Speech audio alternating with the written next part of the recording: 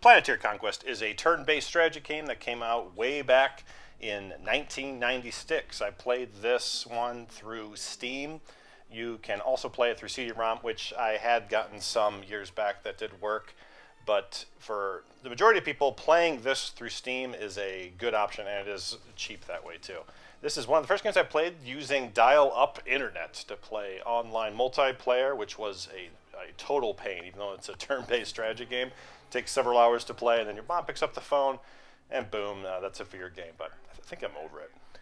It separates itself from games of today and even of its time with the amount of personality that it has, and in comparison to games today, the amount of depth you have with customization and just the humor of the game.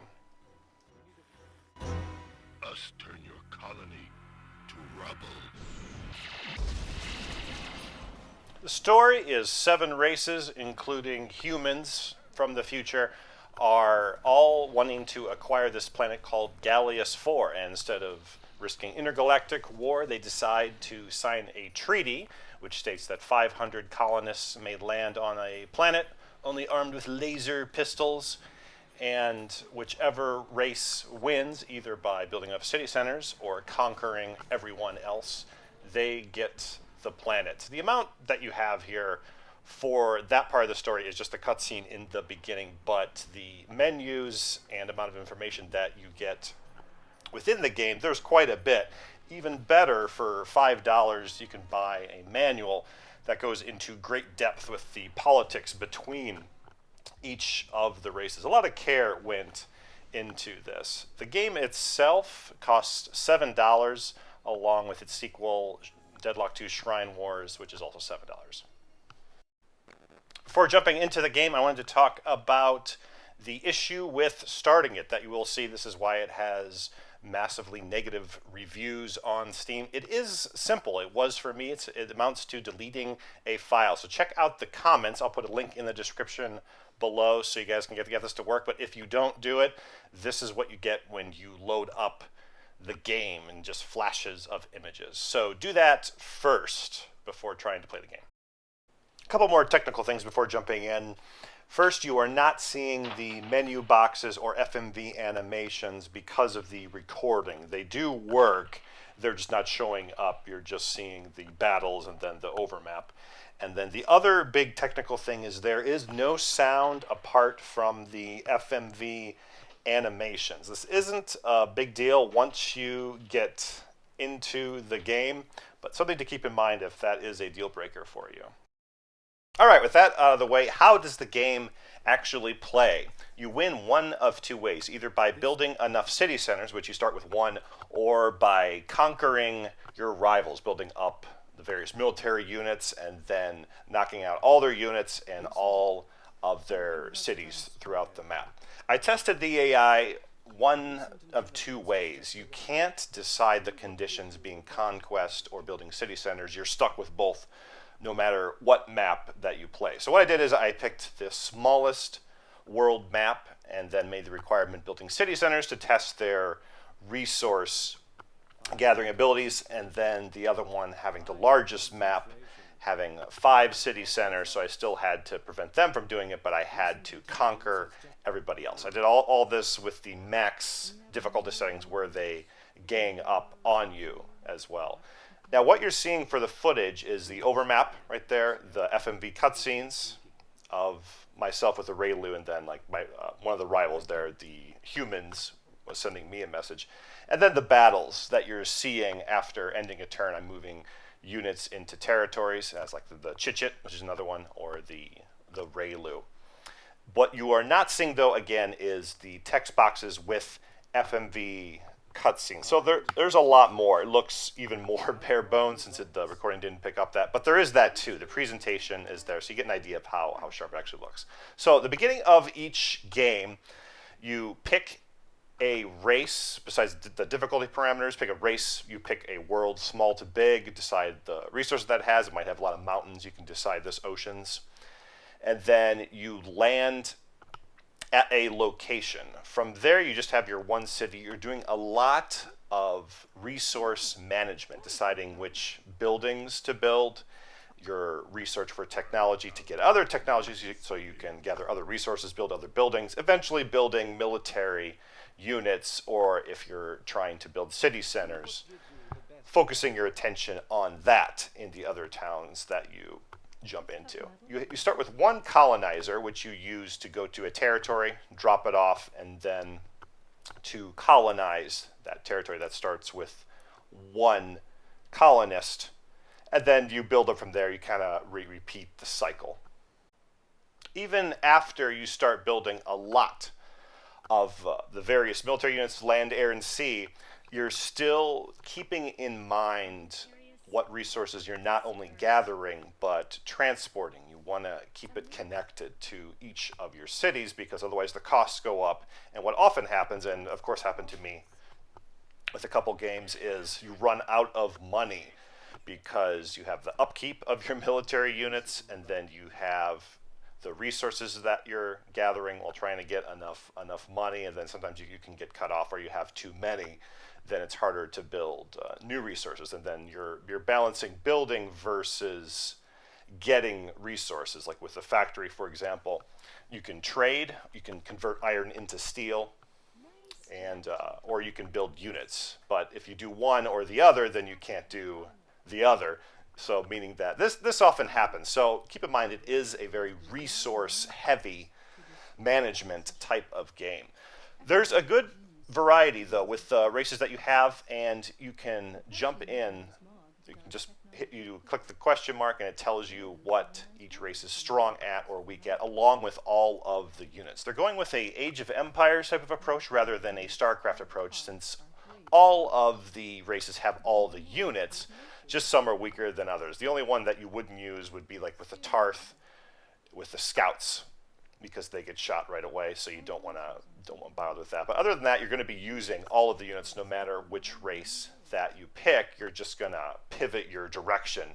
For instance, like with the Chit-Chit, which can reproduce very quickly, you're going to build cities more sooner rather than with the other races. Or like the humans, they have more money. So you make decisions based upon that. But all of this you can look up, and this is part of the enjoyment of the game, is to find out what everything does. That's more the enjoyment than military management. It ends up being pretty basic because you are limited in the types of units. It's more balancing the resources and then deciding how quickly to build them. The actual combat itself, it is in real time, but you're not controlling it. You just see how the battle plays out. It's that you have it amounts to customization of what each unit does. And then after that, you keep that the same, and then you're jumping in, and then even the number of units, you don't want to have too many of the same type. Not so much for upkeep, but more so because you'll lose them. You can only have so many number of units: infantry 4, tanks 2, planes 3, that sort of thing. And same thing with naval units, and then even the nukes that you can build, the missiles that you can send. There's a limit in how many that you can have there too. So every aspect of this game, looking at other turn-based strategy games, keep in mind it is resource heavy. I know I keep going back to that, but you have to really enjoy that part of these type of games. Otherwise, you're going to get bored quickly. More so that than even the graphics, which surprisingly they're sharp enough, even though I suppose it's not in high definition. But the amount of clicking that you have, you're clicking each unit individually, dragging them over, and then at the same time you're going into each of your cities, deciding which type of resource they're going to be building, and you can't ignore it because you'll run out of money over time.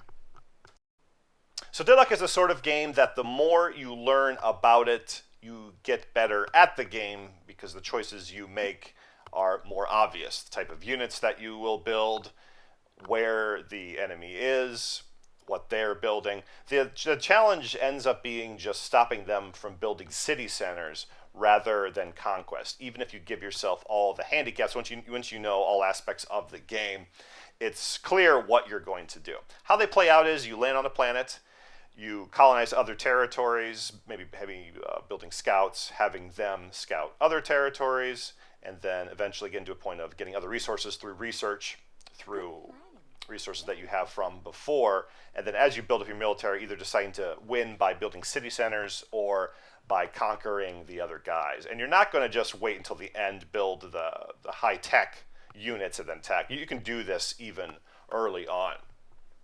But it takes quite a bit to learn all aspects of the game, so it's enjoyable getting up to that point. And it is just so immersive. Since you are managing everything, you forget you're playing a 24-year-old game. And the humor in the cutscenes, you can do insults or complaints, all these different things. So it makes it a lot of fun, despite all these shortcomings, even with the sound too.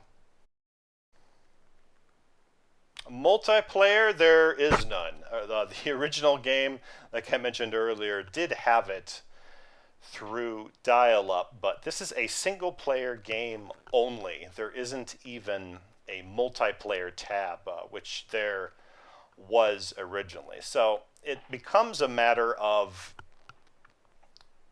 changing the scenario based on what you want to play, and you decide how big the world is, the type of resources, how the AI behaves, if they're all against you, those kind of parameters. And you play it up until you can beat everything. And that's how I did it. And then revisiting it, I did a small map and a large map with the city center scenario and then the Conquest. Even though you can't do the Conquest scenario, you have to do it through the city center one. So that one's kind of a bummer, but it is enjoyable to play up until being able to beat it in any scenario.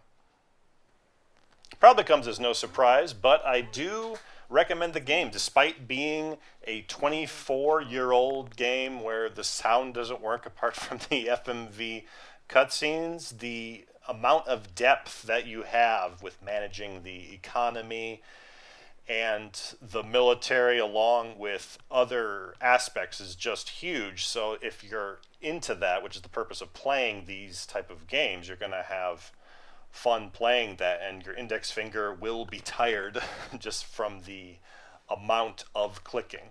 Just keep in mind there is no multiplayer, and if you're looking for something quicker, simple, where you just control the military, then this would definitely be a pass, because even that by itself, you have a lot of customization where it demands that you decide what to do in terms of what units to attack, the type of commands, and then you're limited in the number of units.